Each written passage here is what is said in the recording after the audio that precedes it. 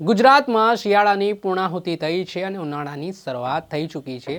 આમ તો આપણે જોતા આવીએ છીએ કે સામાન્ય દિવસોમાં ચોમાસામાં વરસાદની સિઝન હોય છે, પરંતુ છેલ્લા થોડાક વર્ષોથી જેવી રીતે કમોસમી વરસાદ અને માવઠું પડી રહ્યું છે તેના કારણે હવે ઋતુઓ જે રીતે બદલાઈ રહી છે તેમાં ગ્લોબલ વોર્મિંગની પણ અસર માનવામાં આવે છે। આને લઈને ફરી એકવાર આજે 1 માર્ચથી 2 માર્ચ દરમિયાન ઉત્તર ગુજરાત, પશ્ચિમ સૌરાષ્ટ્રના કેટલાક ભાગો અને કચ્છમાં માવઠું પડવાની આગાહી છે તે હવામાન નિષ્ણાંત પરેશ ગોસ્વામી દ્વારા વ્યક્ત કરવામાં આવી છે। તેમના દ્વારા જુદા જુદા જિલ્લાઓને લઈને માહિતી આપવામાં આવી છે। તેઓ શું કહી રહ્યા છે વાત કરીશું આ વિડીયોમાં। નમસ્કાર દર્શક મિત્રો, નવજીવન ન્યૂઝમાં આપનું સ્વાગત છે। હું છું ફૈઝાન। છેલ્લા થોડાક વર્ષોથી જેવી રીતે વાતાવરણમાં અચાનક જ પલટો આવ્યો છે, એટલે કે શિયાળો હોય, ઉનાળો હોય કે ચોમાસું, કમોસમી વરસાદ અને માવઠું જે રીતે પડે છે તેના કારણે જગતનો તાત પણ ચિંતિત બને છે ને ભૂતકાળમાં પણ ઉનાળામાં સમયે જ્યારે કેરીનો પાકનું વાવેતર જ્યારે ખેડૂત કરતો હોય છે, આ દરમિયાન માવઠા પડવાના કારણે લાખો કરોડો રૂપિયાની કેરીનું નુકસાન છે તે ખેડૂતને થાય છે ને તેને લઈને અવારનવાર જ્યારે આંબા ખેડૂત દ્વારા પકવવામાં આવતા હોય છે ત્યારે આવી રીતે કમોસમી વરસાદ છે તે ખેલ બગાડી દેતું હોય છે। વાત કરવામાં આવે તો હવે હવામાન વિભાગના નિષ્ણાંત પરેશ ગોસ્વામી દ્વારા હવે રાજ્યમાં કયા કયા જિલ્લાઓમાં વરસાદ માવઠું એટલે પડવાની શક્યતા છે તેને લઈને આગાહી કરી છે। પરેશ ગોસ્વામી દ્વારા કહેવામાં આવ્યું છે કે આજે 1 માર્ચ મોડી રાત્રિથી 2 માર્ચ સાંજ સુધી ઉત્તર ગુજરાતના, પશ્ચિમ સૌરાષ્ટ્રના અને કચ્છના જુદા જુદા જિલ્લાઓમાં માવઠું પડવાની આગાહી તેમણે વ્યક્ત કરી છે। તેઓ શું કહી રહ્યા છે, શું તેમની આગાહી છે, વાત સાંભળો તેમની।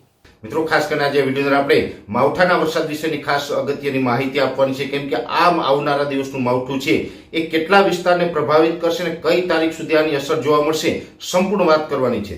સૌપ્રથમ હું આપને એ જણાવી દઉં કે અત્યારે આપણે જે હવામાનમાં પલટો આવવાનો છે, કેમ કે આપણે જે WD ને કારણે આ હવામાનમાં પલટો આવવાનો છે, કેમ કે જે WD એટલે કે વેસ્ટર્ન ડિસ્ટર્બન્સ છે એ પશ્ચિમથી લઈને જે પૂર્વ તરફ જતા હોય છે, જેને કારણે આપણા ઉત્તર ભારતના પહાડી પ્રદેશો છે તેમાં બરફ વર્ષાદો થતી હોય, પણ ઘણી વખત એવું બને કે જે હવાઓની દિશાઓ બદલાઈ જાય, જેને કારણે એ WD ની અમુક લેયરો છે અથવા તો એના અમુક વાદળ છે એ દક્ષિણ તરફ ગતિ કરીને ગુજરાત સુધી લંબાતા હોય છે। એવી જ રીતે અત્યારે ગુજરાત સુધી આ WD નો એક ટ્રફ લંબાઈ રહ્યો છે, જેને કારણે 1લી તારીખ અને 2જી તારીખ એમ 2 દિવસ સુધી રાજ્યના હવામાનમાં પલટો આવશે। પહેલી વાત અહીં આપણે એ સમજવાની છે, ઘણા લોકો છે 1 થી 5 માર્ચની આગાહી કરી રહ્યા છે, પણ 5 માર્ચ સુધી આની અસર નહીં રહે। આની અસર 1લી માર્ચ અને 2જી માર્ચ એમ 2 દિવસ સુધી જ રહેવાની છે। 3જી માર્ચથી હવામાન છે એકદમ ખુલ્લું થઈ જશે। 3જી માર્ચથી આપણે માવઠાના ખતરામાંથી બહાર આવી જશું, પણ 1લી અને 2જી માર્ચ એમ 2 દિવસ જે માવઠાની શક્યતાઓ છે એ આપણે સમજાવવાનું છે। હું રાજ્યના તમામ ઝોન વાઇઝ અને જિલ્લા વાઇઝ તમને સમજાવવા માંગુ છું। સૌપ્રથમ મારે ઉત્તર ગુજરાત વિશે વાત કરવાની છે।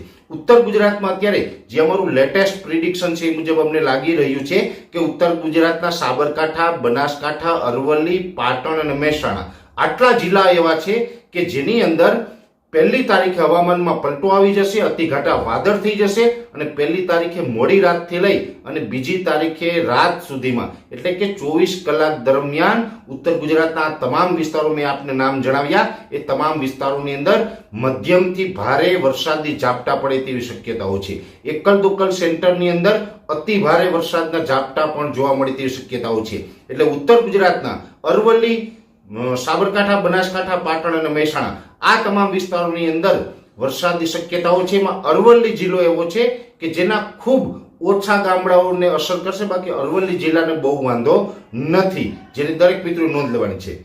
આ વિસ્તારને બાદ કરતા બીજા અન્ય વિસ્તારો છે ઉત્તર ગુજરાતના, એમાં પણ અતિ ઘાટા વાદળ છવાયેલા રહેશે અને કોઈ જગ્યાએ માવઠા જેવો માહોલ જોવા મળશે, પણ બીજા વિસ્તારમાં માવઠાની શક્યતા અમે માનતા નથી। એ સાથે જે કચ્છ જિલ્લાના વિસ્તાર છે, કચ્છ જિલ્લા વિશે કહી શકાય કે સમગ્ર કચ્છને અમે એવું માની રહ્યા છે કે સમગ્ર કચ્છ જિલ્લાની અંદર 1લી તારીખે હવામાનમાં પલટો આવશે અને 2જી તારીખે માવઠાના ઝાપટાઓ જોવા મળશે।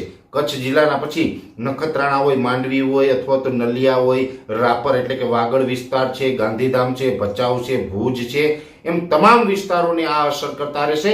કચ્છનો કોઈ વિસ્તાર બાકી નહીં રહે। તમામ વિસ્તાર છે આ હવામાનનો પલટો છે એનો સામનો કરશે અને ઘણા વિસ્તારોની અંદર માવઠાના ઝાપટા જોવા મળશે। હવે જે મેં આપણે કચ્છ અને ઉત્તર ગુજરાત વિશે જે વાત કરી છે એ બધા પોઈન્ટ એવા છે કે રાજ્યના સૌથી વધારે પ્રભાવિત થાય આવા પોઈન્ટ છે. આ જે કચ્છ અને ઉત્તર ગુજરાતના ભાગો છે એમાં અનેક જગ્યાએ અતિ ભારે ઝાપટા જોવા મળે તેવી પણ શક્યતા માની રહ્યા છે. હવે ઉત્તર ગુજરાત અને કચ્છને બાદ કરતા જે સૌરાષ્ટ્રના ભાગો છે, સૌરાષ્ટ્રની અંદર વાત કરીએ તો સૌરાષ્ટ્રના પણ ઘણા જિલ્લાને આ હવામાનની અસર થવાની છે, જેમાં માવઠું થવાની જે શક્યતા અમે માની રહ્યા છે.